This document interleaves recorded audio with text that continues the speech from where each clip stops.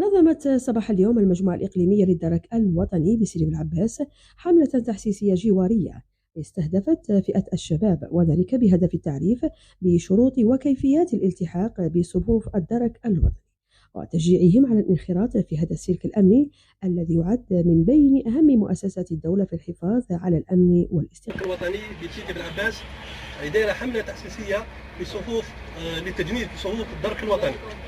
من بين الشروط يبدا المستوى الدراسي من السنه الرابعه متوسط فما فوق. اللياقه المدنيه الجنسيه الجزائريه كاينه شروط التجنيد هاي انا بغيت نعطيكم مطويات. ماذا بينا انتم كاين اللي عنده ولده كاين اللي عنده خوه كاين كل واحد كيفاه ماذا بينا يشاركوا الحمله التحسيسيه هذه تاع صفوف التجنيد. كاين اللي حبس القرايه كاين اللي يقرا كاين اللي مسكين لقينا كيما الساعه واحد ولد رابع متوسط قال لي راه قاعد خويا قلت له علاه ما يديرش دوسي ويروح يدخل صفوف الدرك الوطني. وخلال هذه الحملة التي جرت عبر نقاط مختلفة من الولاية، أكد أحد أفراد الدرك الوطني أن شروط التجنيد تتمثل أساسا في المستوى الدراسي ابتداء من السنة الرابعة متوسط فما فوق، إضافة إلى التمتع باللياقة المدنية والجنسية الجزائرية.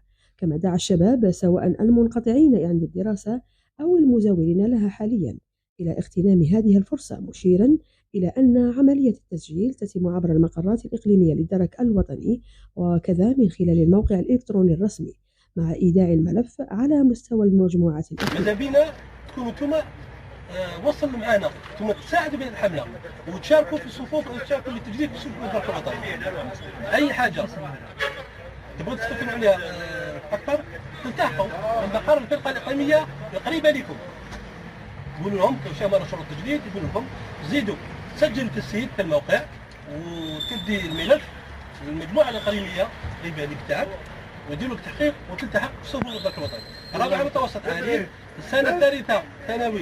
تندرج هذه الحملة ضمن مخطط المؤسسة الأمنية الرامي إلى استقطاب الكفاءات الشابة وتجديد صفوفها، بما يساهم في تدعيم المهام المنوطة بها في خدمة الوطن والمواطن.